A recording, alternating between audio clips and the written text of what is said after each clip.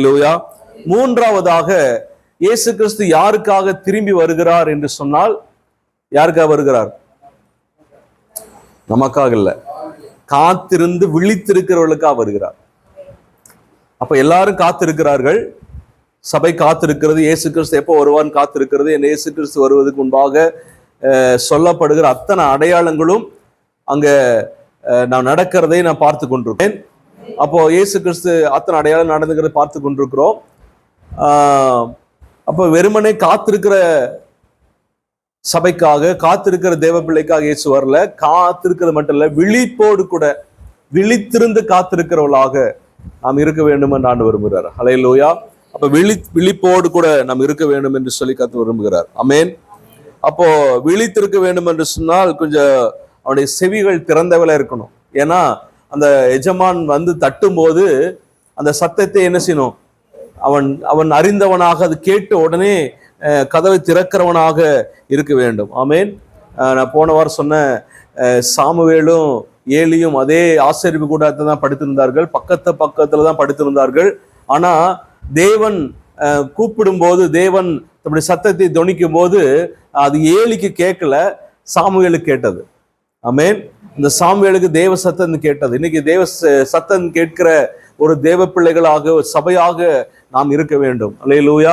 இப்ப இது தேவ சத்தம் தானா, இல்லது இது மனுஷனுடைய சத்தமா, அல்லது பிசாசு பேசுகிறானா, அல்லது மற்ற யாரு பேசுகிறார்கள் என்று சொல்லி சத்தத்தை நாம் வகையறுக்கிறவர்களாக நாம் காணப்பட வேண்டும். ஆமென் சொல்லாமா? இன்னைக்கு எத்தனை பேர் தேவ சத்தத்தை கேட்க பழகி இருக்கிறீர்கள்? அதான் முக்கியம். இன்னைக்கு எத்தனை பிரசங்கர் வந்தாலும் எல்லா பிரசங்கி பேசுகிற அத்தனையுமே தேவ சத்தம் அல்ல, தேவ வார்த்தை அல்ல. ஆமென். இயேசு கிறிஸ்து உலகத்துல வரும்போது பிசாசு இயேசுவோடு கூட பேசும்போது அவன் சொந்தத்திலிருந்து எடுத்து பேசல, அவன் வேத வசனத்திலிருந்து எடுத்து பேசினான். அப்படிதானே? அப்ப வேத வசனத்துல இருந்தா பிசாசு என்ன செஞ்சான்? பேசினார். வேதத்தில் இப்படி சொல்லி இருக்கிறதே அப்படின்னு தான் பேசினான். உடனே வேத வசனத்துல பேசுறான் உடனே அது ஆண்டோட வார்த்தையை நம்ம சொல்ல முடியுமா? முடியாது. அப்போ வேதத்துல தான் பேசுவான். அப்ப என்னுடைய நாமத்தை சொல்லிக்கொண்டுதான் வருவாங்க அப்படின்னு ஏன் சொன்னார்? என் நாமத்தினாலதான் வருவாங்க, என் நாமத்தை சொல்லிட்டு தான் பிரசங்கிக்கு வருவாங்க, என் நாமத்தினாலே அந்த போதனைகளை கொண்டு வருவாங்க. அப்ப எல்லா போதனையும் கர்த்தரால் வருகிறது, கர்த்தரிடத்தில் வருகிறது என்று சொல்லி நம்ம ஒரு நாள் என்ன செய்யக்கூடாதுங்க? நாம் முடிவு பண்ணக்கூடாது. அப்போ நம்ம அதை பகுத்து அது தேவ சத்தத்தை கேட்டு பழகினவன் தான் தெரியும் இது உண்மையாலுமே தேவன் தான் பேசுறாரு, இல்ல இது பிசாசு பேசுகிறான், இல்ல மனுஷன் பேசுகிறான் என்று சொல்லி நம்ம என்ன செய்ய முடியும்? அதை வகையறித்து அதை நம்ம கண்டுகொள்ள முடியும். ஆமென். இன்னைக்கு ரொம்ப தீவிரமா இருக்கணும். அதனாலதான் டெய்லி பைல் படிங்க, டெய்லி பைல் வாசிங்க, நல்லா ஜெபிங்க, நல்லா வேதத்தை தியானிங்க, தேவ சமூகத்தில் உட்கார்ந்து காத்திருந்து தியானிங்க என்று சொல்ல காரணம் என்னன்னா, இன்னைக்கு தேவ பிள்ளைகள் ஆண்டுடைய சத்தத்தை கேட்காதபடினால, சத்தத்துக்கு பழகாதபடினால இன்னைக்கு வசனத்தை இன்னைக்கு என்ன செய்யறாங்க? பகுத்தறிய முடியல. ஆமென். யோவான் எழுதின சுவிசேஷம் 10ஆம் அதிகாரத்துல ஒரு வசனம் இருக்கிறது. யோவான் 10:14 வசனம். கொஞ்சம் பின்னாடி. நானே நல்ல மேய்ப்பன், பிதா என்னை அறிந்திருக்கிறது போலவும், பிதா என்னை அறிந்திருக்கிறது போலவும், நான் பிதாவை அறிந்திருக்கிறது போலவும், நான் என்னுடையவைகளை அறிந்தும் என்னுடையவைகளால் அறியப்பட்டும். அப்போ என்னுடையவைகள் என்னை என்ன செய்யுமா? அறிந்திருக்கணும். நான் எப்படி என்னுடைய அறிந்திருக்கிறனோ, பிதா என்னை எப்படி என்னை அறிந்திருக்கிறாரோ, நான் எப்படி பிதாவை அறிந்திருக்கிறனோ, அதே போல என்னுடையவைகள் என்ன செய்யணும்? என்னுடையவைகள் என்ன செய்யணும்? என்னை அறிந்திருக்கணும். அப்ப என்னுடையவைகள் யார சொல்றார் ஆண்டவர்? என்னுடையவைகள் என்று சொல்லி ஆண்டவர் யாரை சொல்லுகிறார்? நம்மை தான் சொல்றாரு. அப்ப என்னுடையவைகள் யாரை சொல்றாரு? நம்மை சொல்றார். அப்ப நாம் எல்லாருமே இயேசுவை அறிந்திருக்க வேண்டும், பிதாவை என்ன செய்யணும்? அறிந்திருக்கணும். ஆமென். அல்லேலூயா. அப்போ அது கீழே வாசிக்கிறோம், படிங்களே.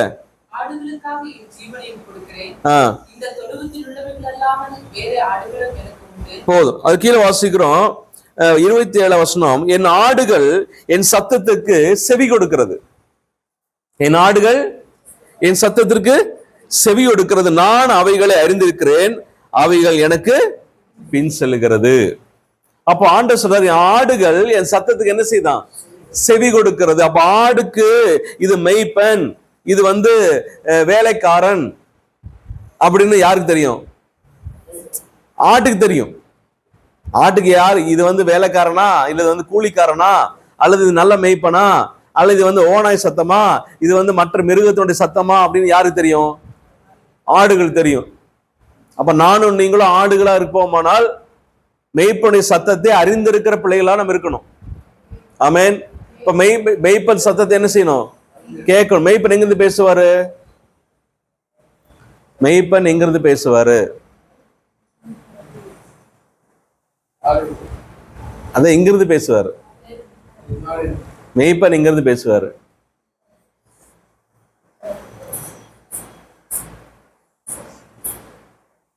இயேசுதான் மெய்ப்பன்.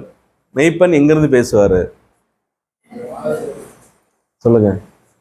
டெய்லி வானத்துல சத்தம் கேட்கிறீங்களா? மகனே நான் உன்னோட பேசுகிறேன் அப்படின்னு பேசுறாரா?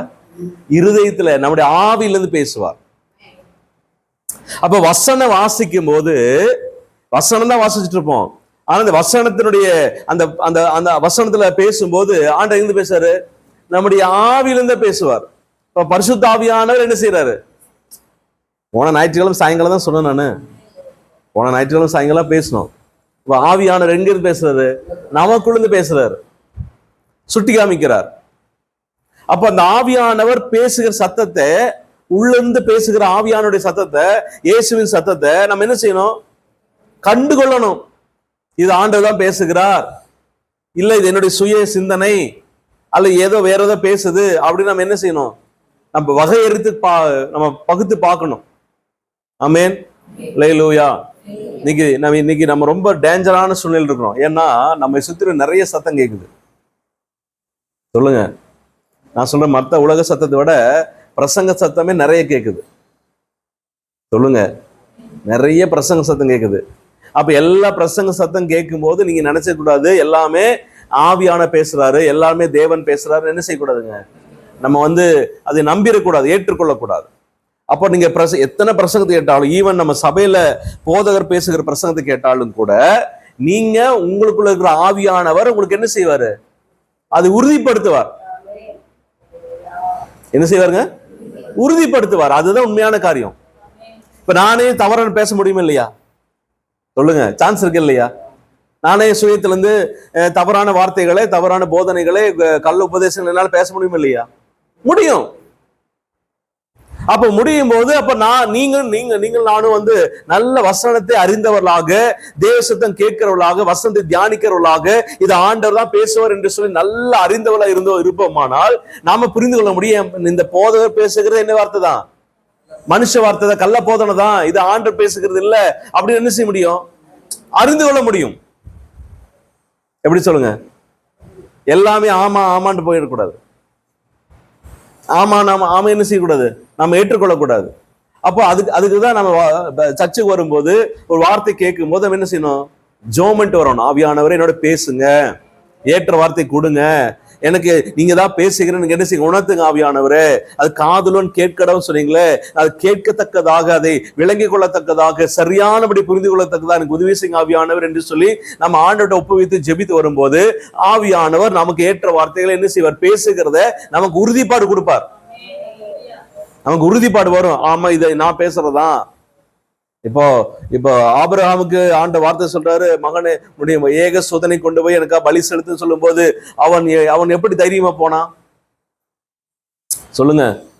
ஆபிரகாம் தன் ஒரே பேரான குமாரனை பலி செலுத்துறதுக்கு என்ன செஞ்சான்? 25 வருஷம் தவம் இருந்து பெற்றெடுத்த ஒரு பையனை கொண்டு போய் பலி செலுத்த போறான். தைரியமா போறான். அவனுடைய மனைவி கிட்ட சொல்லாம நெருப்பு எடுத்துட்டு கட்டை எடுத்துட்டு வேலைக்காரன் கூட்டி என்ன செய்யறான்? பிரயாணப்பட்டு போறான். என்ன தைரியத்துல போனான்?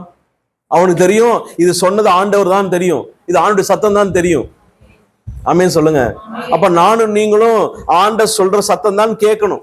திடீர்னு ஆண்டவர் ஒரு நாள் சொல்லுவாரு, இதை கொடுத்துருமாங்கண்ணே, இதை விட்டு கொடுத்துரு சொல்லுவாரு. என்ன செய்வீங்க? ஒண்ணு இல்லை. இப்ப ஆண்டவர் திடீர்னு வந்த என்னையும் சொல்ற வச்சுங்க, மகனே இந்த ஊழியத்தை விட்டுட்டு யார கையில் ஒப்பு கொடுத்துட்டு நீ வேற இடத்துக்கு ஊழியத்து போன்னு சொல்லி என்ன செய்வீங்க? போய்தான் ஆகணும். ஆனா அது ஆண்டு சத்தமா அப்படிங்கிறத என்ன செய்யணும்? கேட்கணும். அப்ப நம்ம சத்த கேட்க நம்முடைய இருதயம், நம்முடைய செவிகள் திறந்தவைகளா விழித்திருக்கணும். அப்படியே அதுக்கு நம்ம ரொம்ப ஷார்ப்பா இருக்கணும். ஆமேன், ஆமேன் சொல்லுங்க. போன வாரம் நம்ம தொடர்ந்து படித்தோம். ஊழியத்திற்கு மிக மிக முக்கியமானது உண்மை என்று சொல்லி படித்தோம். ஆமேன் சொல்லாமா? அல்லேலூயா. அப்ப பேதுரு ஒரு இயேசு கிறிஸ்து கேட்கிறான், ஆண்டவரே இதெல்லாம் ஊழியத்தை குறித்து சொல்லுகிறேன். அந்த வசந்த வாசிங்க 12ஆம் அதிகாரம், லூக்கா 12:41. லூக்கா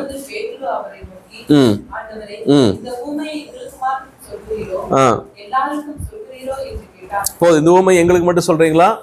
எல்லாரும் சொல்றீங்களா? அல்லது ஊழியக்காரா இருக்கு எங்களுக்கு சொல்றீங்களா? அல்லது அப்போஸ்தலரா இருக்கு எங்களுக்கு ஸ்பெஷலா சொல்றீங்களா? இல்ல எல்லா விசுவாசிக்கும் சொல்றீங்களா அப்படின்னு தான் பேதுரு கேட்கிறாரு. அப்ப நான் போன வாரம் படிச்சோம், ஆண்டவர் ஊழியத்துக்கு சொல்லுற அத்தனை காரியம் யாருக்காக? எல்லாத்துக்காக. அப்ப குறிப்பிட்ட அல்லது அப்போஸ்தலருக்காகவோ அல்லது ஊழியர்களுக்காகவோ கிடையாது. எல்லாருக்கும் ஆண்டவர் ஊழியம் செய்ய வேண்டும். அந்த ஊழியத்துக்கு உண்டான காரியங்களை ஆண்டவர் சொல்லுகிறார். ஹல்லேலூயா.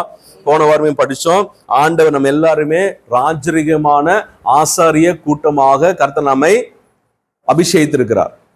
புரியுதா சொல்றது? ராஜரீகமான ஆசாரிய கூட்டமாக கர்த்தர் நம்மை தெரிந்தெடுத்திருக்கிறார். ஆமேன். பழைய ஏற்பாட்டில் பார்த்தீங்கன்னா ஆசாரிய ஊழியம் செய்வதற்கு ஒரு குறிப்பிட்ட ஜனங்க இருப்பாங்க. ராஜரீகம் பண்ணுகிறதுக்கு அல்லது ராஜாக்களாக ஆளுகை செய்வதற்கு ஒரு குறிப்பிட்ட கோத்திரம் தேர்ந்தெடுக்கப்பட்டது. ரெண்டுக்கு வெவ்வேறு கோத்திரம், வெவ்வேறு கூட்டம், வெவ்வேறு ஜனங்கள்.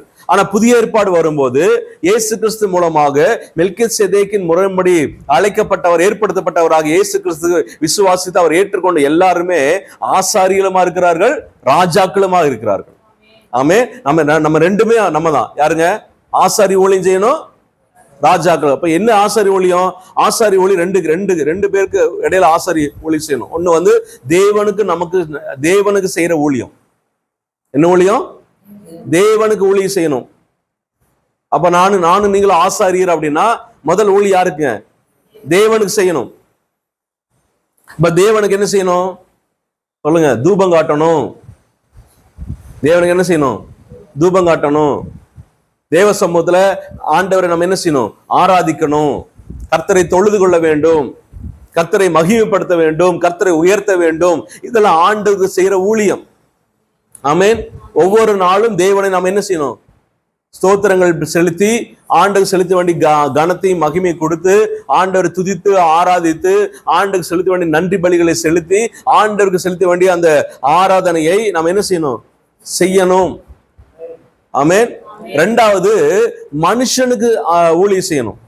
மனுஷனுக்கு ஆசாரி ஊழியம் செய்யணும். அப்ப என்ன ஆசாரி ஊழியம்? மனுஷனுடைய பாவங்களுக்காக, பாவ நிவர்த்திக்காக, அல்ல ரட்சிப்புக்காக, பாவ மன்னிப்புக்காக, அவனுடைய விடுதலைக்காக, சுகத்திற்காக, பிரச்சனை மாறுவதற்காக, மற்ற எல்லாவற்றுக்காக நாம் என்ன செய்யணும்? ஊழியம் செய்யணும். ஆமே சொல்லுங்க. அப்ப அவனுக்காக ஜெபிக்கணும், திறப்பல் நிற்கணும், விண்ணப்பம் செய்யணும், ஊழியம் செய்யணும். அப்ப ஆசாரி ஊழியம் ஃபர்ஸ்ட் ஆண்டருக்கு செய்யணும், ரெண்டாவது மனுஷனுக்கு. இது ஆசாரித்துவம். ராஜரீகம் அல்ல ராஜாக்கோட அபிஷேகம் என்னன்னா நம்ம சூழ்நிலையை ஆளணும். எதை ஆளணும்? சூழ்நிலை ஆளணும். இன்னைக்கு ஆண்டு நம்ம கொடுக்கப்பட்ட அந்த ராஜரீக அபிஷேகம் எதுக்கு ராஜரீக அபிஷேகம் சொல்லுங்க? எதுக்கு ராஜரீக அபிஷேகம்? ஏசு கிறிஸ்து யாரை ஆண்டாரு? ஏசு ராஜாவும் ஏசு கிறிஸ்து மேல அந்த ராஜரீக அபிஷேகத்தோட தான் ஏசு உலகத்துல பிறந்தாரு. அவர் ஏசு கிறிஸ்து உலகத்துல 3.5 வருஷம் ஆண்டவர் ஊழியம் செய்யும் போது யாரை ஆளுகை செய்தார்? சூழ்நிலை ஆளுகை செய்தார். எந்த மனுஷனை ஆண்டவர் என்ன செய்யல? ஆளுகை செய்யல. மற்ற எந்த காரியத்தை ஆளுகை செய்யல. அப்ப இயேசு எதை ஆளுகை செய்தார்? சூழ்நிலை ஆளுகை செய்தார். பிசாசை துரத்தினார், வியாதியை துரத்தினார், ஒரு குடும்பத்தின் நிலைமை கர்த்தர் மாற்றினார். அவர் இயேசு எங்கெல்லாம் போனாரோ அந்த சூழ்நிலையை இயேசு கிறிஸ்து மாற்றி அந்த சூழ்நிலையை ஒரு மாற்றத்தை கொண்டு ஒரு சூழ்நிலையா மாற்றினார். ஆமேன், ஆமேன் சொல்லுங்க. இன்னைக்கு நானும் நீங்களும் எதை ஆளணுங்க? சூழ்நிலை ஆளணும். ஆமேன். நம்முடைய வீட்டினுடைய சூழ்நிலையை மாற்றணும். நம்ம அதை ஆளுகை செய்யக்கூடிய அத்தனை வல்லமையும் அத்தனை அதிகாரத்தையும் கிருபைகளையும் யார் கொடுத்திருக்கிறாருங்க? நம்ம கொடுத்திருக்கிறார். இப்ப இந்த ஆண்டவர் இந்த சபையை இந்த பட்டண பகுதியில் ஆண்டு வைத்திருக்கிறார்னா அந்த பட்டணத்தினுடைய சூழ்நிலையை யார் தான் மாற்றணும்? சபை மாற்றணும். அதுதான் சபை இந்த சூழ்நிலை ஆளணும். அப்ப இங்க என்னென்ன சூழ்நிலை, இந்த சூழ்நிலை காரணமா இருக்கிறது என்ன? பிசாசின் கிரிகள், விக்கிரத்தின் வல்லமைகள், மாந்திரீகங்கள், எல்லா அடிமைத்தனத்தின் ஆவிகள், எல்லா அந்தகாரத்தின் கிரிகள், இதெல்லாம் தான் இந்த சூழ்நிலைக்கு இப்படி இருக்கிற காரணம். அப்ப அதெல்லாம் நம்ம என்ன செய்யணும்? துரத்தணும், ஆளுகை செய்யணும்.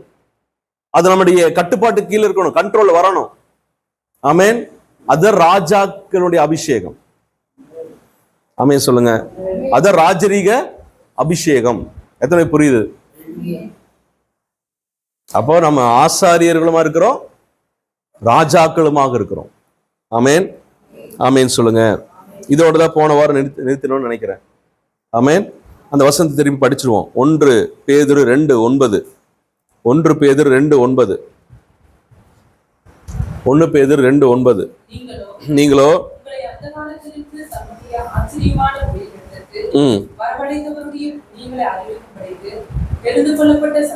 தெரிந்து கொள்ளப்பட்ட சந்ததியாயும் ராஜரீகமான ஆசாரிய கூட்டமாகியும் இருக்கிறீர்கள். ஆமென் சொல்லாமா? இப்ப ராஜரீகமான ஒரு ஆசாரிய கூட்டமாக கர்த்தர் நம்மை அழைத்திருக்கிறார். ஹல்லேலூயா. அப்போ நல்லா கவனிங்க. எல்லாம் இந்த சபையில் இருக்கிற அத்தனை விசுவாசிகளும் அத்தனை தேவ பிள்ளைகளும் எப்படி இருக்கிறாங்க? ராஜரீகமான ஆசாரிகளா இருக்கிறார்கள். எல்லாரும் ஊழியம் செய்யணும். சொல்லுங்க, எல்லாரும் ஊழியம் செய்யணும். எல்லாருக்கும் பங்கு இருக்கு. எல்லாரும் ஊழியம் செய்யணும். ஏதோ ஒரு ஊழியத்தை என்ன செய்யணும்? செய்யணும். யாருக்காக செய்யணும்? கர்த்தருக்காக, மனுஷனுக்காக அல்ல, பாஸ்டருக்காக அல்ல, மற்ற யாருடைய முகஸ்துதிக்காக, யாருடைய அங்கீகாரத்துக்காக, யாருடைய பாராட்டுதலுக்காக, யாருடைய புகழ்ச்சிக்காகவும் நம்ம என்ன செய்யக்கூடாதுங்க? எந்த ஊழியத்தை என்ன செய்யக்கூடாது? செய்யக்கூடாது. ஆமென்.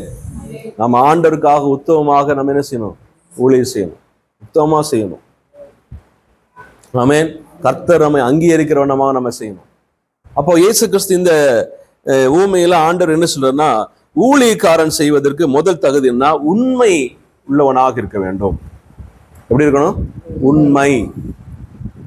உண்மை அப்படின்னு என்னது? உண்மைக்கு எதிர்ப்பதம் எது? பொய். பொய்மை அப்படின்னா அந்த பொய்யுக்கு அது அது அது ஏதோ உண்மையை மறைப்பதுதான் பொய். உண்மை நிலைமையை மறைப்பது பொய். டெய்லியும் வீட்டில் நிறைய பேர் என்ன செய்வாங்க? வேஷம் போட்டு உண்மையான முகத்தை மறைப்பாங்க. எத்தனை மறைக்கிறீங்க? காலையில் 1/2 மணி நேரமாவது கண்ணாடி முன்ன நின்று சொல்லுங்க. அது எப்போ பார்க்கலாம் அப்படின்னா, அந்த மணமேடையில் பார்க்கலாம். மணமேடையில் பெண்கள் அந்த மணப்பெண்ணை பார்த்தீங்கன்னா, ஐயோ நம்ம வீட்டில் பார்த்த பெண்ணு மாதிரி தெரியலையே, வேற யாரோ மாதிரி தெரியுது, கொஞ்சம் முகமெல்லாம் வேற மாதிரி இருக்குது அப்படின்னு நினைக்கிற மாதிரி இன்னைக்கு என்ன செய்யறாங்க? அப்படி அலங்காரம் பண்ணி அப்புறம் ஒரு வாரம் கழிச்சு என்ன ஆகுது? சொல்லுங்க. வேஷமெல்லாம் கலைஞ்சு உண்மையான முகம் அப்பதான் தெரியும். சொல்லுங்க. இன்னைக்கு பொய்யான வாழ்க்கையை வாழுகிறோம். பொய்யான வாழ்க்கை. ஆனா ஆண்டவர் ஊழியத்தில் எதை விரும்புறாரு அப்படின்னா, உண்மை. நாம எப்படி இருக்கிறோமோ, எந்த வண்ணமா இருக்கிறோமோ அந்த வண்ணமாக ஆண்டவர் கையில் ஒப்பு கொடுக்க வேண்டும் என்று ஆண்டவர் விரும்புகிறார். நீ உன்னை என்ன செய்ய வேண்டாம்? மிகைப்படுத்துவான். இன்னைக்கு காலையில அங்க அந்த பிபிஎஸ் ட்ரெயினில் உட்காந்துட்டு இருந்தோம். எங்க பக்கத்துல 2 பாஸ்டர் உட்காந்து பேசிட்டு இருந்தாங்க. ஒரு பாஸ்டர் நல்லா தெரியும், நல்ல யதார்த்தமா தான் பேசிட்டு இருந்தாரு. திடீர்னு ஃபோன் வந்துச்சு. ஃபோன் வந்தோன்னே அவருடைய ஸ்லாங் மாறிடுச்சு. அவர் என்ன சார் சோதராம் அப்படின்னு என்ன செய்யறாரு? அப்படியே ஒரு பெரிய வித்தியாசமான முறையில் என்ன செஞ்சாரு? பேசினாரு. ஆனாப்பா இப்பதான் நல்லா தர ஏதாவது அப்படியே கொச்சை தமிழ்ல பேசிருந்தீங்க, இப்ப பேசணும்னு என்ன செய்யறாரு? அப்படி வேற மாதிரி பேசுறாரு. என்ன அவர் என்ன நினைக்கிறாருன்னா, இப்படி பேசினா தான் என்னை மதிப்பாங்க, என்னை ஏற்றுக்கொள்வார்கள் அப்படின்னு நினைக்கிறாங்க. ஆனா இயேசு கிறிஸ்து அப்படி விரும்பல. ஆமென். நாம் இருக்கிற வண்ணமாக நம்ம பேசணும். இப்போ கூட நான் சில டைம் பிரசங்கம் பண்ணும்போது எனக்கு நான் ஃபர்ஸ்ட் இந்த யூடியூப்ல போடலான்னு சொல்லும்போது ஃபர்ஸ்ட் எனக்கு ஜெர்க்கானது என்ன தெரியுங்களா? நம்ம பேசுற தமிழ் சரியான தமிழ் இல்லையே, நான் தான் உளறி பேசுறேன்னே சிலதெல்லாம் அந்த சில வார்த்தைகள் எல்லாம் சரியா இல்லையே அப்படின்னு ரொம்ப கவலைப்பட்டேன் நான். சரி, இருந்தாலும் கேட்கறவங்களோட விதி, நம்ம என்ன செய்யட்டும் சொல்லுங்க அப்படின்னு நினைச்சிட்டு நான். புரியுதா சொல்றது? ஏன்னா நம்ம பேசுற தமிழ் வந்து இந்த இந்த வட்டாரத்துல பேசுற கொச்சை தமிழா இருக்கலாம். ரெண்டாவது கொஞ்சம் திக்கி திக்கி கொஞ்சம் சில வார்த்தைகள் நிறுத்தி அப்படி பேசலாம். நான் என்ன விரும்புறேன் அப்படின்னா, நம்ம யதார்த்தமா பேசணும்னு விரும்புறேன். நம்ம ஒரு நாள் என்ன செய்யும், மிகப்படுத்தியோ அல்லது வந்து கொஞ்சம் அப்படியே சில அடுக்கு மொழிகள்லாம் சேர்த்தோ அல்லது மற்ற அப்படி பேசாமல் கொஞ்சம் யதார்த்தமா நம்ம ஒரு நார்மலான ஒரு நபர் கூட உட்கார்ந்து பேசும்போது எப்படி பேசுவோமோ அப்படி பேசினா தான் எனக்கு அப்படிதான் எனக்கு வருகிறது. அதுதான் ஆண்டு விரும்புறாருன்னு கூட நினைக்கிறேன் நான். ஆமேன். அப்போ நம்ம உண்மையா இருக்கணும். எதை செய்தாலும் என்ன செய்யணும், இருக்கிறவனமாக நம்ம என்ன செய்யணும், நம்ம செய்யணும். ஆண்டவரே இது இவ்வளவுதான் எனக்கு முடியும் ஆண்டவர், அவ்வளவு ஓகே ஆண்டவர் சரின்றவர். இப்படிதான் செய்ய முடியும் ஆண்டு, இவ்வளவு நேரம் தான் நான் ஜெபிக்க முடியும், இவ்வளவு நேரம் தான் முக்காக இருக்க முடியும், இவ்வளவு நேரம் தான் இந்த காரியத்தை செய்ய முடியும், இப்படிதான் செய்ய முடியும் என்று சொல்லி ஆண்டவர் ஒரு நாள் நம்முடைய திறமைக்கு மிஞ்சியோ அல்ல நம்முடைய பலனுக்கு மிஞ்சியோ எதையும் ஆண்டவர் நம்மகிட்ட என்ன செய்யல, எதிர்பார்க்கல. இருக்கிறவனமா நம்ம பலவீனர் என்று சொல்லி ஆண்டவர் தெரியும். நம்ம வந்து பாவத்தில் விழுந்து விடுவோம்னு யாருக்கு தெரியும்? கர்த்தருக்கு தெரியும். நம்ம பல விஷயத்தை தவறுகிறோம் என்று யாருக்கு தெரியும்? கர்த்தருக்கு தெரியும். ஆனா அதுலயே எப்படி இருக்கணும்? ஆமா ஆண்டவரே, இந்த காலத்துல இப்படி சரியில்லை, இந்த காலத்துல இப்படி இருக்கிறேன், என்னை மன்னிச்சிருங்க, என்னை எப்படியா தகுதிப்படுத்துங்க ஆண்டவர் என்று சொல்லி நம்ம ஆண்டவர் தாழ்மையோடு நம்ம கேட்கும் போது கர்த்தர் அந்த உண்மையை என்ன செய்யறாரு, பார்க்கிறார், அதை அங்கீகரிக்கிறார். அல்லேலூயா. அப்போ ஒரு விசுவாசிக்கு என்ன தேவை? உண்மையா இருக்க வேண்டும் என்று ஆண்டவர் விரும்புகிறார். அல்லேலூயா. அப்போ நல்லா கவனிங்க, நம்ம ஊழியம் செய்வது எங்கெல்லாம் ஊழியம் செய்யணும் அப்படின்னா, எல்லா இடங்களிலும் ஊழியம் செய்யணும். ஆமென். குறிப்பிட்ட ஒரு காரியத்தை செய்வதற்காக மட்டும் ஆண்டவர் நம்ம அழைக்கல. எல்லா பகுதியிலும், எல்லா சூழ்நிலையிலும், எல்லா நேரங்களிலும், எல்லா இடங்களிலும் நாம் ஊழியம் செய்ய வேண்டும் என்று ஆண்டவர் விரும்புகிறார். அல்லேலூயா. லூக்கா எழுதின சுவிசேஷம் 8ஆம் அதிகாரம், லூக்கா எழுதின சுவிசேஷம் 8ஆம் அதிகாரம் 5 முதல் ஒருவர் வாசிங்க. லூக்கா. விதைக்கிறவன் ஒருவன் விதைக்க புறப்பட்டான். அவன் விதைக்கையில் சில விதை வழி அருகே விழுந்து மிதியுண்டது. ஆகாயத்து பறவைகள் வந்து அதை பட்சித்து போட்டது. அல்லேலூயா. நல்லா கவனிங்க. இவன் விதைக்கிற சில விதைகள் வந்து வழி அருகே விழுகிறது என்று சொல்லி, நான் இந்த பகுதியில் விதைக்க மாட்டேன் என்று சொல்லி அந்த விதைக்கிறவன் சொல்லல. ஆமென். புரியுதா சொல்றது? அந்த விதைக்கிற வந்து இந்த விதை வந்து எங்க விழுகுது? வழி அருகே விழுகுது. அதனால பறவைகள் வந்து அதை கொத்தி கொண்டு போயிடும். அதனால இந்த வழி அருகே என்ன செய்ய மாட்டேன், விதைக்க மாட்டேன். எங்க நல்ல நிலமோ அங்க மட்டும் தேடி கண்டுபிடிச்ச விதைப்பேன் என்று சொல்லி அந்த விதைக்கிறவன் என்ன செய்யல, சொல்லல. அது போல என்ன செய்யற, எல்லா இடங்களும் விதைக்கிறாரு. இந்த இடம் விதைக்கப்பட்டது தகுந்தது, இந்த இடம் விதைக்க வேண்டாம் அப்படி என்ன செய்யல. அவன் எல்லைகளை குறுக்கிக் கொள்ளவில்லை. அவன் எல்லா இடங்களிலும் என்ன செய்யறான், விதைக்கிறான். அதே போல நானும் நீங்களும் கர்த்தர் எங்கெல்லாம் நமக்கு சந்தர்ப்பம் கொடுக்கிறாரோ, எங்கெல்லாம் நமக்கு வந்து வழி உண்டாக்குகிறாரோ அந்த இடங்களில் நாம் என்ன செய்யணும், ஊழியம் செய்யணும். நமக்கு நம்முடைய பார்வையில சில சமயத்துல வந்து இந்த பகுதியே ரொம்ப கடினமான அடைப்பட்டிருக்கிற வாசலை போல தெரியலாம். என்ன செய்யறதுன்னு கண்ணு கட்டி காட்டு விட்டது போல இருக்கலாம். ஆனாலும் கூட நம்ம எங்கெல்லாம் நமக்கு சந்தர்ப்பத்தை ஆண்டவர் உண்டாக்குகிறாரோ, எங்கெல்லாம் நமக்கு கிருபை கொடுக்கிறாரோ அந்த இடத்துல நம்ம என்ன செய்யணும், தவறாமல் ஊழியம் செஞ்சிடும். ஆமென். இந்த சாவி வீடு, இந்த சீரு, அந்த வீட்டுல விசேஷம் வைக்கும் போதெல்லாம் எனக்கு அல்வா சாப்பிட்ற மாதிரி ஆயிரும். அங்க என்ன செய்யலாம், அழகா சுவிசேஷத்தை என்ன செய்யலாம், சொல்லிடலாம். வீட்டுல பிணத்தை முன்னாடி வச்சுட்டு என்ன செய்யலாம், அழகா சுவிசேஷம் சொல்லலாம். அந்த மாதிரி சந்தர்ப்பத்தை அதிகமாக விடுவதே இல்லை. ஏன்னா அன்னைக்கு கேட்டுதான் ஆகணும். என்னைக்கு கேட்கிறானோ இல்லையோ அன்னைக்கு என்ன செய்யணும், கேட்டுதான் ஆகணும். அன்னைக்கு நான் கேட்க மாட்டேன், எப்படி நீ பேசலாம் அப்படின்னு யாரும் என்ன செய்ய முடியாது, எதிர்ப்பே பண்ண முடியாது. அப்ப எல்லா இடங்கள் அப்ப அந்த வார்த்தைகளுக்கு போகுதோ இல்லையோ, ஆனா நம்ம விதைக்க வேண்டிய அந்த விதையை தூவ வேண்டிய கடமை நம்முடைய கடமை. அப்ப நம்ம ஊழியம் செய்ய வேண்டிய கடமை நம்முடைய கடமை. ஆமென். நம்ம பக்கத்துல ஒருத்தர் வேலை செய்யலாம், பக்கத்து வீட்டுக்காரர் ஒருத்தர் இருக்கலாம், நண்பர் ஒருத்தர் இருக்கலாம், வழியில யாராவது பார்க்கலாம். அப்ப யாரையான சந்திக்கலாம். அந்த சந்திக்கும் போது நம்ம ஒரு நாள் காலத்தை சூழ்நிலையும் அது இதை என்ன செய்யக்கூடாது, பார்க்காம எங்க சான்ஸ் கிடைக்குதோ அங்க தேவ வசனத்தை, சுவிசேஷத்தை அவன் உள்ளத்துல என்ன செய்யணும்? விதைச்சிடணும். அது பிசாசு வந்து கொத்திட்டு போறானோ அல்லது கற்பாறை மேல விழுந்து நெருக்கி போடுகிறதோ எது வேணா இருந்துட்டு போட்டோம். ஆனா நம்ம விதைக்க வேண்டிய விதை என்ன செய்யணும்? விதைச்சிடணும். சொல்ல வேண்டிய காரியத்தை என்ன செய்யணும்? சொல்லிடணும். அது கடமை. ஆமென். அது நம்ம சொல்லலைன்னா ஆண்டவர் ஒரு நாள் என்ன செய்வார்? கேட்பார். ஆமென். இந்த இந்த பீடம் பிரசங்க பீடம் என்று அழைக்கப்படுகிறது. இங்கிலீஷ்ல புல்பிட் அப்படின்னு சொல்லுவாங்க. பிரசங்க பீடம், பிரசங்க பீடம் அல்லது புல்பிட் அப்படின்னா அந்த வார்த்தைக்கு என்ன அர்த்தம் அப்படின்னா, குழியில் இருக்கிறவனை தூக்கி எடு. குழியில கிடக்கிறவனை என்ன செய்யணும்? தூக்கி எடுக்கிறதா அந்த வார்த்தைக்கு அர்த்தம். உளையான செட்டுல, பாவ செட்டுல கிடக்கிறவனை இந்த பிரசங்க பீடத்தின் வழியாக அவன் என்ன செய்ய? வார்த்தை சொல்லி பிரசங்கத்தை போதித்து அவன் என்ன செய்ய? தூக்கி எடு. ஆமென். அப்போ நமக்கு எத்தனையோ பிரசங்க பீடங்களை ஆண்டவர் பல சூழ்நிலையில் ஏற்படுத்துகிறார். நமக்கு ஒருவேளை பஸ் ஸ்டாண்ட்ல ஏற்படுத்தலாம், ஒருவேளை பக்கத்துல உட்கார்ந்துட்டு இருக்கிற மனுஷங்களோட அந்த சமயத்தை ஏற்படுத்தலாம், ஒருவேளை நீங்க பஸ்ல போயிட்டு இருக்கும்போது அங்க ஒரு பிரசங்க பீடத்தை ஆண்டவர் உங்களுக்கு ஆயத்தப்படலாம். ஆமென்.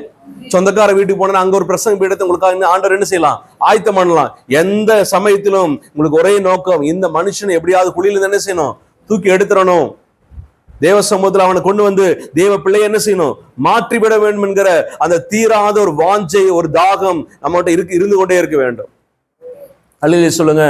அந்த சமயத்துல ஒரு நாள் நம்ம நினைக்க கூடாதா, நான் பரிசுத்தவானா அல்லது நான் பாவியா அல்லது நான் இந்த நிலைமையில இருக்கிறேனே, இப்படி இருக்கிறேனே, அப்படி இருக்கிறேன்னு சொல்லி என்ன செய்யக்கூடாதுங்க? சொல்லுங்க. யோசிக்கவே கூடாது. உடனே தேவ சமூகத்தை சொல்ல, ஆண்டவரே இருக்கிறவனமாக ஏற்றுக்கொள்வதற்காக உமக்கு நன்றி ஆண்டவரே, என்னை முற்றிலுமாக ஒப்பு கொடுக்கிறேன், என்னை தகுதிப்படுத்தும் என்று சொல்லி, எனக்கு உதவி செய்யும் என்று சொல்லி ஆண்டவர்ட்ட ஒரு 10 செகண்ட் ஜெபம் பண்ணிட்டு அவன் என்ன செய்யலாம்? அவனுக்கு சுவிசேஷத்தை என்ன செய்யலாம்? சொல்லிவிடலாம். ஆமென். அப்ப ஆண்டவர் எல்லா இடங்களிலும் நமக்கு ஒரு பிரசங்க பீடத்தை கத்த வச்சிருக்கிறார். ஒரு சின்ன சாட்சி, ஒரு சின்ன வசனம், ஒரு சின்ன வார்த்தை ஒரு மனுஷன் என்ன செய்யும்? தொடும். ஆமென். அல்லேலூயா. அப்ப எல்லா இடங்களிலும் நம்ம என்ன செய்யணும்? நாம் ஊழியம் செய்ய வேண்டும். அல்லேலூயா. அப்ப எப்பேற்பட்ட பாவியா இருந்தாலும் சரி, ஒரு நாள் அந்த பாவியை கர்த்தர் ரட்சித்து நம்முடைய பிள்ளையாக மாற்ற, நம் மூலமாக மாற்ற கர்த்தர் வல்லவராக இருக்கிறார். அல்லேலூயா. லூக்கா 8ஆம் அதிகாரம் 5ஆம் வசனம். போதும். விதையை விதைக்க புறப்பட்டான். அழகா போட்டிருக்குது. விதைக்கிறவன் ஒருவன் விதையை விதைக்க புறப்பட்டான். விதைக்கிறவன் ஒருவன் விதையை விதைக்க புறப்பட்டான். இதே ஊமையை மத்தேயு 13ஆம் அதிகாரம் 3ஆம் வசனத்துல நான் படிக்க முடியும். மத்தேயு 13:3.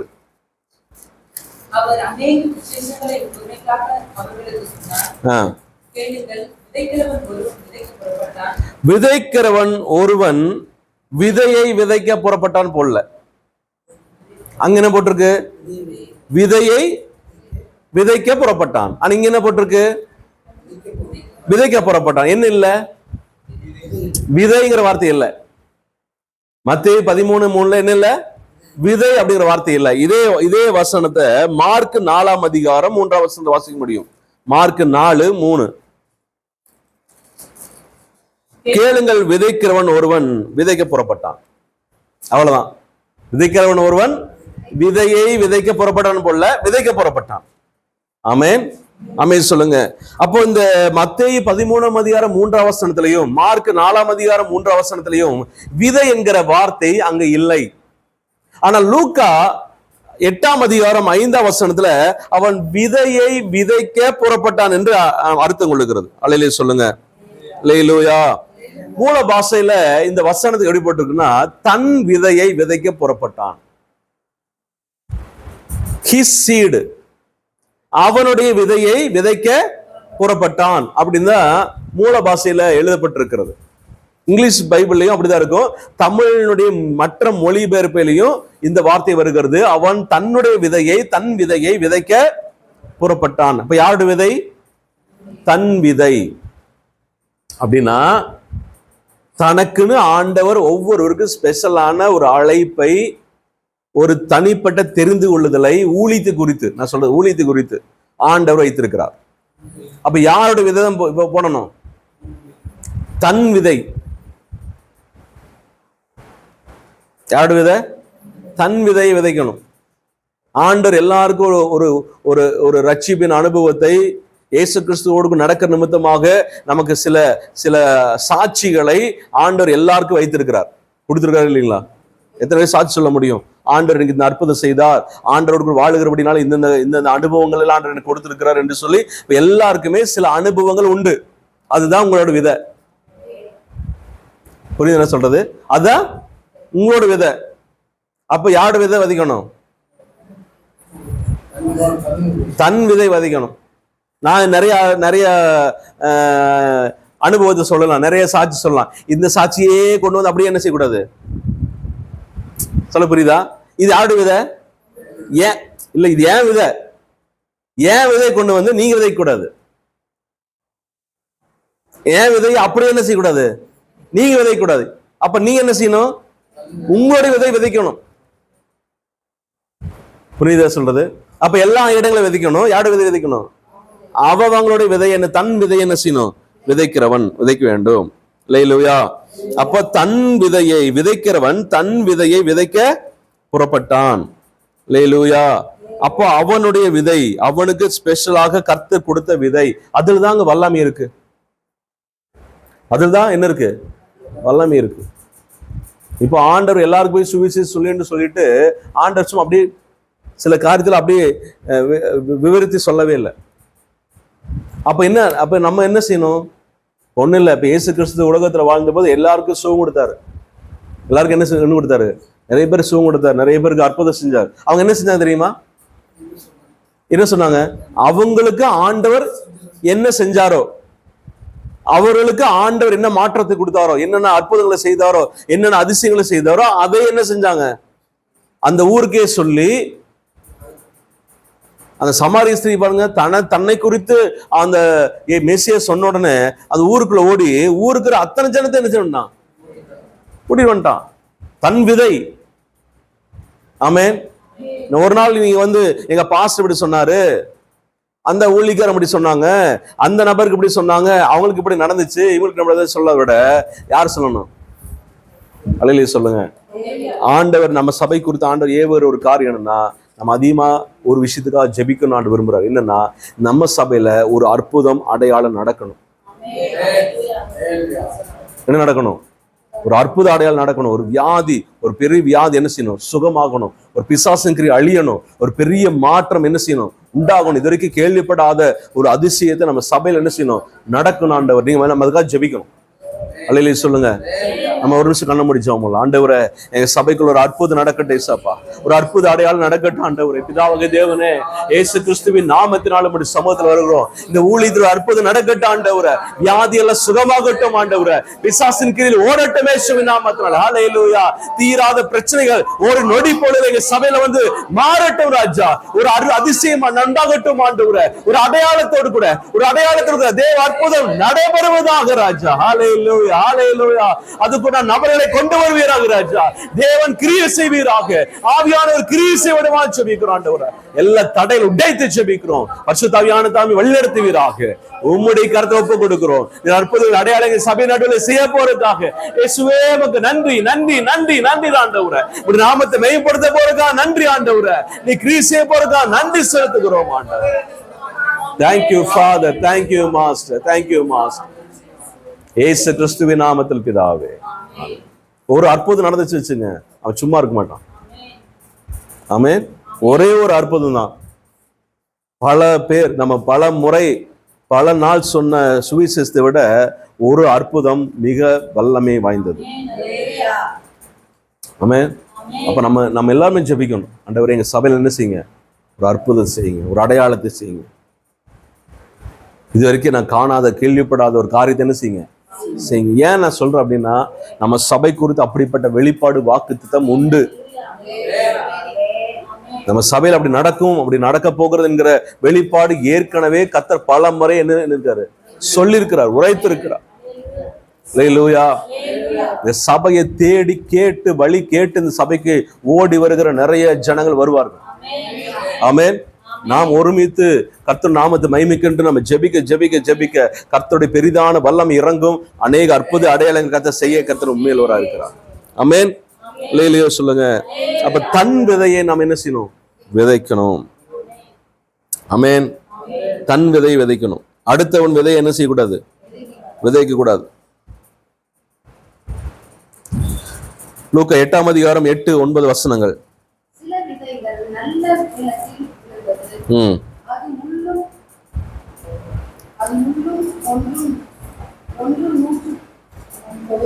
அது வாசிக்கிற சில விதை நல்ல நிலத்தில் விழுந்தது, அது முளைத்து 100 பலன் கொடுத்தது என்றார். இவைகளை சொல்லி கேட்கிறது காதுலவன் கேட்கவுடன் என்று சத்தமிட்டு கூறினார். எப்படி கூறினாரா? சத்தமிட்டு. கேட்கிறவன் காதுலவன் கேட்க கடவன். சத்தமிட்டு கூறினார். இந்த சத்தமிட்டு கூறினாங்கிற வார்த்தை இந்த லூக்கால மட்டும்தான் இருக்கு. ஆமென். நீங்க இதே 13:9 மத்தேயு 13:9 படிங்களே. 13:9 கேட்கிறதுக்கு காதுள்ளவன் கேட்கடன் என்றார். அவ்வளவுதான், அதோட முடிச்சிட்டாரு.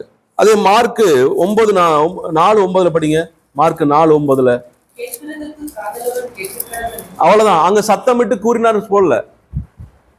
சத்தமிட்டு கூறினார் என்ன செய்யல போடல. ஆனா இங்க இந்த லூக்கா 8ஆம் அதிகாரத்துல மட்டும் 8ஆம் வசனம் வாசிக்கிறோம். அவர் அது கேட்கிற காதுலவன் கேட்கிறவன் என்று சத்தமிட்டு கூறினார். எப்படி கூறினாருங்க? சத்தமிட்டு. என்ன சத்தமிட்டு கூறினார் அப்படின்னா இதுக்கு ஏன் சொல்ற அப்படின்னா, நம்முடைய விதையை, நம்முடைய சாட்சியை ஆணித்தரமாக உறக்க நம்ம என்ன செய்யணும்? சொல்லணும். ரொம்ப அழுத்தமா ஆணித்தரமா உறுதியோடு கூட நம்ம என்ன செய்யணும்? சொல்லணும். அப்படி சொல்லும் போது கர்த்தர் என்ன செய்வாரு? கிரியை செய்வார். இது ஏன் விதை? என்னுடைய விதை. நான் விதைக்கிறேன், நான் இந்த காரியத்தை செய்கிறேன், 100 60 30 பலன் கொடுக்கிறது என்று சொல்லி என்ன செய்யணும்? சத்தமிட்டு என்ன செய்யணும்? கூறணும். அல்லேலூயா. அல்லேலூயா சொல்லுங்க. இப்ப உங்க சாட்சி சொல்றதுக்கும் எனக்கு நடந்த சாட்சி கேள்விப்பட்டு சொல்றதுக்கும் என்ன இருக்கு? இருக்குல்ல. நீங்க உங்க சாட்சி சொல்லும்போது எப்படி சொல்லுவீங்க? அப்படியே பாத்தீங்கன்னா அப்படியே உணர்வு பூர்வமா சொல்லுங்க. அப்படியே அவ்வளவு இதான் சொல்லுவீங்க. இதே கேள்விப்பட்ட சாட்சி எப்படி சொல்லுவீங்க? கேட்டாங்க, அப்படி நடந்துச்சுங்க, அப்படியா, அவ்வளவுதான். அதுதான் விஷயம். அந்த சத்தத்தோட என்ன செய்யணும்? சொல்லணும். ஆண்டவர் அதை விரும்புகிறார். அல்லேலூயா. ஒரு வசனம் படிக்கலாம். ரோமர் 15ஆம் அதிகாரம் 15 முதல். ரோமர் 15ஆம் அதிகாரம் எல்லாரும் எடுத்துக்கொள்ளுங்கள். ரோமர் 15ஆம் அதிகாரம். அப்படி இருந்தும் சகோதரரே,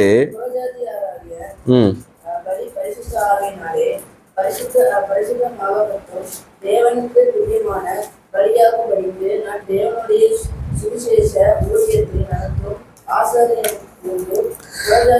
தேவனுடைய சுவிசேஷ ஊழியத்தை நடத்தும் ஆசாரியனாய் இருந்து புறஜாதிகளுக்கு இயேசு கிறிஸ்துவுடைய ஊழியக்காரனாய் இருக்கும் பொருட்டு தேவனுக்கு அளித்த கிருபையினாலே உங்களுக்கு ஞாபகப்படுத்தும்படிக்கு இவைகளை நான் அதிக தைரியமாய் எழுதுகிறேன். ஆதலால் நான் தேவனுக்குரியவைகளை குறித்து இயேசு கிறிஸ்துவை கொண்டு மேன்மை பாராட்ட எனக்கு இடம் உண்டு. புறஜாதியாரை வார்த்தையினாலும் செய்கையினாலும் கீழ்ப்படிய பண்ணும்படிக்கு அற்புத அடையாளங்களின் பலத்தினாலும் தேவ ஆவியின் பலத்தினாலும் கிறிஸ்துவானவர் என்னை கொண்டு நடப்பித்தவைகளை சொல்வதால் அல்லாமல் வேறொன்றையும் சொல்ல எனக்கு நான் துணிவதில்லை. அல்லேலூயா சொல்லுங்க. அவருடைய அனுபவத்தை எவ்வளவு அழகா சொல்றாரு பாருங்க. யாரு? பவுல் சொல்றார். என்ன சொல்றாரு அப்படின்னா, சகோதரரே, யாருக்கு சொல்றாரு? புறஜாதிக்கு இல்ல, ரோமாபுரியில் இருக்கிற சபைக்கு சொல்றாரு. ரோமாபுரியில் இருக்கிற சர்ச்சில் இருக்கிற ஜனங்களுக்கு, தேவ பிள்ளைகளுக்கு சொல்றாரு. அதனால சகோதரங்கிறாரு. சகோதரரே, புறஜாதியராகிய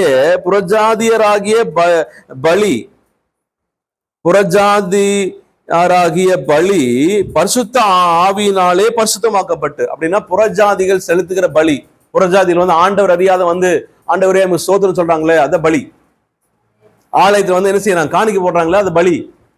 அந்த பலி எப்படி பரிசுத்தமாக்கப்படுகிறது? பரிசுத்த ஆவியினால என்ன செய்யுது? பரிசுத்தமாக்கப்படுகிறது. ஆமென். அப்போ தேவனுக்கு பிரியமான பலியாகும்படிக்கு நான் தேவனுடைய சுவிசேஷ ஊழியத்தை நடத்தும் ஆசாரியனா இருந்து. அப்போ என்ன சொல்றாரு? அந்த பலி பரிசுத்தமாகும்னா அதை யார் அங்கீகரிக்கணும்? யார் அங்கீகரிக்கணும்? இல்லைங்க, ஆசாரியன் செலுத்தணும். பழைய ஏற்பாட்டுல பாத்தீங்கன்னா பலி கொண்டு அவங்க நேரம் செலுத்த முடியாது. யார்கிட்ட கொடுக்கணுங்க? ஆசாரியன் தான் இந்த பலியை வாங்கி யார்கிட்ட கொடுப்பாரு? கர்த்தர்கிட்ட கொடுப்பாரு. புரிஞ்ச சொல்றது? இப்ப என்ன சொல்றாரு? அந்த புறஜாதியை செலுத்துகிற பலியே நான் என்ன செய்யறேன்? ஆசாரிய ஊழியனா இருந்து. புரிஞ்சுங்களா? நான் என்ன செய்யறேன்? நான் ஒரு ஆசாரியனா இருந்து, நான் ஒரு தேவனுக்கு புறஜாதிக்கு நடுவில் இருக்கிற ஒரு ஆசாரியனா இருந்து. அழகா அந்த வசனத்தை புரிஞ்சுக்கணுமோ. அப்போ தேவனுக்கு பிரியமான பலியாகும்படிக்கு, அந்த பலி தேவனுக்கு பிரியமுள்ள பலியா இருக்கலாம். ஆனா அந்த தேவனுக்கு பிரியமான பலியா ஆகுவதற்கு நான் என்ன செய்யறேன் அப்படின்னா, நான் தேவனுடைய சுவிசேஷ ஊழியத்தை நடத்தும் ஆசாரியனா இருந்து புறஜாதிகளுக்கு இயேசு கிறிஸ்துடைய ஊழியக்காரனா இருக்கும் பொருட்டு. யாருக்கு ஊழியக்காரன் சொல்றாரு? புறஜாதிகளுக்கு இயேசு கிறிஸ்து ஊழியக்காரன். யாருக்கு ஊழியக்காரன்? புறஜாதிகளுக்கு ஊழியக்காரனா இருக்கிறேன். இந்த புறஜாதிகள் செலுத்துற அத்தனை பலிகளும் தேவனால் அங்கீகரிக்கப்படுவதற்கு நான் இயேசு கிறிஸ்துவால் நியமிக்கப்பட்ட ஒரு ஊழியக்காரனா இருக்கிறேன். யாருக்கு ஊழியக்காரன்? புறஜாதிகளுக்கு. ஆமீன் சொல்லுங்க. இந்த வசனம் யாருக்கு புரிஞ்சுது? புரிஞ்சுதா? அல்ல சொல்லுங்க. இந்த புறஜாதிகளுக்கு ஊழியக்காரனா ஆசாரியன் இருக்கிறதுனால புறஜாதிகள் நேரம் ஆண்டுட்டு அவங்களுடைய பலிகள் அங்கீகரிக்கப்படுகிறது. ஏன்னா நான் ஊழிய ஆசாரியனா இருந்து அவங்க பலியில் என்ன செய்யறேன்? பரிசுத்தாவினால என்ன செய்யறேன்? அங்கீகரிப்பதற்கு நான் ஒரு பாத்திரவனா இருக்கிறேன். நான் என்ன செய்யறேன்? உதவியா இருக்கிறேன். அல்லேலூயா சொல்லுங்க. இதை யார் சொல்றது? பவுல் சொல்றார். தேவன் எனக்கு அளித்த கிருபையினாலே உங்களுக்கு ஞாபகப்படுத்தும்படிக்கு இவைகளின் அதிக தைரியமா எழுதுகிறேன். அதனால நீங்க யாரும் என்ன செய்ய வேண்டாம். ஏன்னா அங்க என்ன பிரச்சனை ஓடிட்டு இருக்குன்னா, புறஜாதிகள் இங்க வரக்கூடாது, ஆலைக்கு வரக்கூடாது, சர்ச்சுக்கு வரக்கூடாது, அவங்க காணிக்கை செலுத்தக்கூடாது, பலி செலுத்தக்கூடாது, அவங்களை இப்படி எல்லாம் பண்ணக்கூடாது என்று சொல்லி அங்க ஒரு பிரச்சனை ஓடிட்டு இருக்கு. அதனாலதான் சொல்றாரு, நான் தைரியமா என்ன செய்யறேன்? சொல்ற கர்த்தர் எனக்கு கொடுத்த கிருபையை என்ன செய்யறேன்? தைரியமா என்ன செய்யறேன்? உங்களுக்கு சொல்லுகிறேன். அது கீழே வாசிக்கிறோம் 17 வசனம். ஆதலால் நான் தேவனு குருவிகளை குறித்து இயேசு கிறிஸ்துவை கொண்டு மேன்மை பாராட்ட எனக்கு இடம் உண்டு. ஏன்னா தேவன் தான் இந்த காரியத்தை செய்கிறாரு. தேவன் தான் புறஜாதியில் கொண்டு வராரு. தேவன் தான் புறஜாதியில் கொண்டு அங்கீகரிக்கிறாரு. தேவன் தான் புறஜாதியில் பலி என்ன செய்யறாரு? அங்கீகரிக்கிறாரு. இந்த கிருபை ஆண்டவர் எனக்கு கொடுத்திருக்கிறாரு. இந்த ஆசாரி ஊழியத்தை ஆண்டவர் எனக்கு கொடுத்திருக்கிறதுனால நான் என்ன செய்யறேன்? தைரியமா சந்தோஷமா என்ன செய்ய முடியும்? மேன்மை பாராட்ட எனக்கு முடியும். ஆமென். அப்ப கீழே வாசிக்கிற புறஜாதியாரை வார்த்தையினாலும் செய்கையினாலும் கீழ்ப்படிய பண்ணும்படிக்கு. இப்ப இதான் ரகசியம். ஒருத்தர் புறஜாதிய வார்த்தையினால கீழ்ப்படிய பண்ணலாம். ரெண்டாவது செய்கையினாலும். அப்படின்னா நம்ம வாழ்ற வாழ்க்கை முறையினால. அன்னை தெரசா எந்த வித சுவிசேஷ கூட்டத்தை நடத்தல. சொல்லுங்க. இன்னும் இந்துக்காரன் சொல்றான் அன்னை தெரசா போல ஒரு ஒரு நபர் இந்த உலகத்துல இல்லைன்னு சொல்றாங்க. இன்னைக்கு தலையில வச்சு கொண்டாடுறாங்க. ஏன்? அவனுடைய செய்கை, அவனுடைய வாழ்க்கை முறை. இன்னைக்கு நம்ம என்ன செய்யறோம்? நான் வண்டியில போகும்போதெல்லாம் என்ன செய்வேன்? யோசிப்பேன். பைபிள்ல சொல்லப்பட்ட கிறிஸ்துவத்துக்கும் நம்ம வாழ்ற கிறிஸ்தவத்துக்கும் என்ன எப்படி இருக்கு? ஆண்டவர் என்ன விரும்புறாரு? ஆண்டவர் நோக்கம் என்ன அப்படின்னு கொஞ்சம் கூட தியானிச்சுட்டு இருந்தேன். அப்ப இயேசு கிறிஸ்துவன் செய்த ஊழியத்திற்கும் நாம் இந்த நாட்களில் செய்கிற ஊழியத்திற்கும் என்ன வித்தியாசம்? ஏன் நாம் இந்த உலகத்தை கிறிஸ்துவுக்காக ஆதாயப்படுத்த முடியல? சபையினுடைய பங்கு என்ன? சபை என்ன செய்து கொண்டிருக்கிறது? இப்படிலாம் நான் தியானிச்சுட்டு இருந்தேன். வண்டியில் போகும்போது இந்த மாதிரி சிந்தனை ஓடிட்டு இருக்கும். இதை தியானிச்சுட்டு இருப்பேன். அப்ப நம்மகிட்ட என்ன, அப்போ நம்ம சபை என்ன எப்படி இருக்கணும், நம்ம சபை என்ன, எதெல்லாம் மற்ற சபை மிஸ் பண்ணுது, எதெல்லாம் மற்ற சபை செய்யல, அது நம்ம என்ன, நம்மள என்ன செய்யணும் அப்படின்னு நல்லா கவனிங்க. இயேசு கிறிஸ்து இந்த உலகத்துல இருந்தார்னா, இயேசு கிறிஸ்து இந்த உலகத்துல இருந்தார், இந்த பட்டணத்துல இந்த சர்ச்சில் குடியிருந்தார்னா என்ன செய்வார்?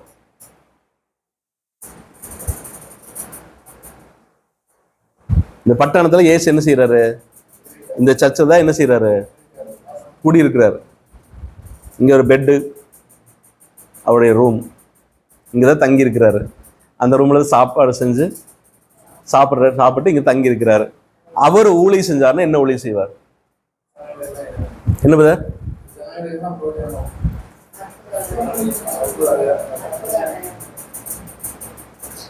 சார், அற்புத அடையாளங்கள் ஒரு பக்கம் என்ன செய்வான்? ஒதுக்கிடுவோம். மற்ற என்ன ஒழித்து செய்வார்? டெய்லி சுவிசேஷம் சொல்லுவாரு.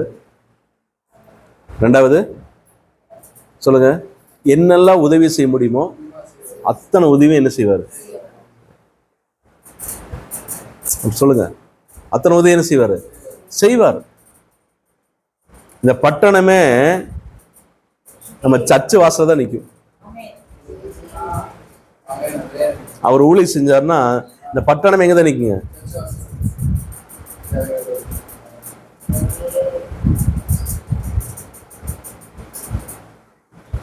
பெரிய மாற்றம் உண்டாயிரும். பெரிய பெரிய பணக்கார ஸ்திரீகள்லாம் இயேசு கிறிஸ்துவின் பாதத்துல இருந்து அந்த சொத்தை கொண்டு வந்து அர்ப்பணிச்சாங்களாம். பைபிள் வசனம். ஆமென். அப்படி அர்ப்பணித்தாங்க, ஊழியம் செய்தார்கள். தங்க சொத்தை கொண்டு வந்து ஆணுடைய பாதத்துல அர்ப்பணித்து என்ன செஞ்சாங்க? ஊழியம் செய்தார்கள். அல்லேலூயா சொல்லுங்க. இன்னைக்கு நானும் நீங்களும் எப்படி இருக்கிறோம்?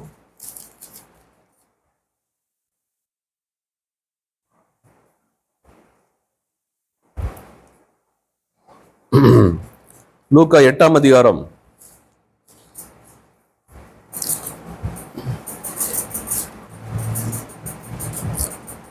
லூக்கா 8:2 படிங்க.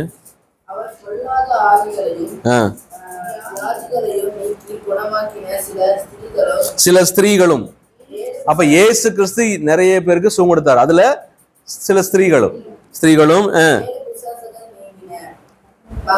மகதலேனா என்னப்பட்ட மரியாளும், ஏரோதின் காரியக்காரரான கூசாவின் மனைவியாக யோவன்னாலும். அப்படின்னா ஏரோதுடைய ஆபீஸ்ல வேலை செய்யற ஒருவனுடைய மனைவி.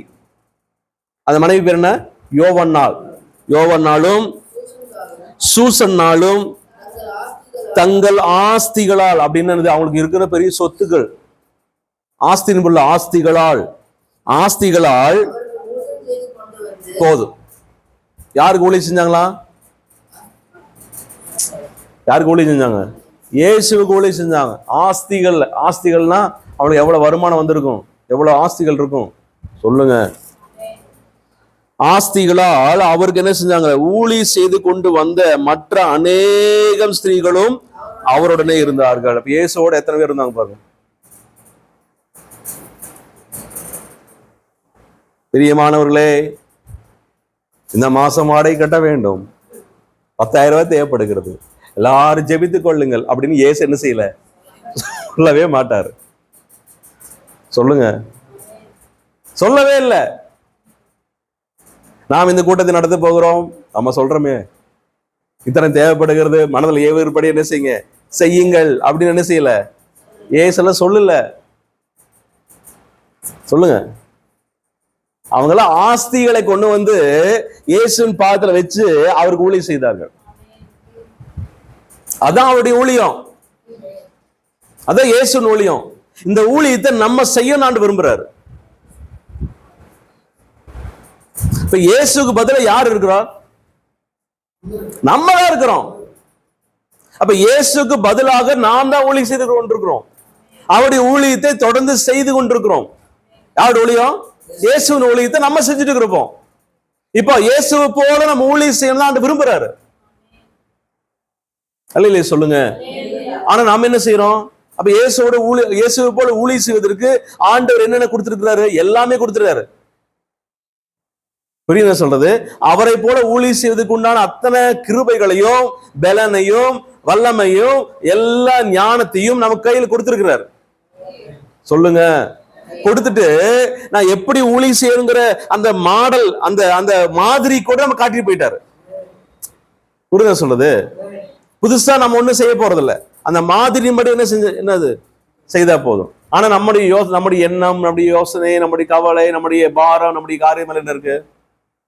எண்ணத்தை உண்போம், எண்ணத்தை குடிப்போம், எண்ணத்தை உடுப்போம், இந்த தேவைக்கு என்ன பண்ணுவது, அந்த தேவைக்கு என்ன பண்ணுவது, அதுக்கு என்ன செய்வது, இதுக்கு என்ன செய்வது, வாடகை கட்டணுமே, சொல்லுங்க, ஜீவ் கட்டணுமே, பிள்ளைகளுக்கு ஃபீஸ் கட்டணுமே, இதைத்தான் நினைச்சிட்டு இருக்கோம். நான் சொல்ற எத்தனை புரியுது?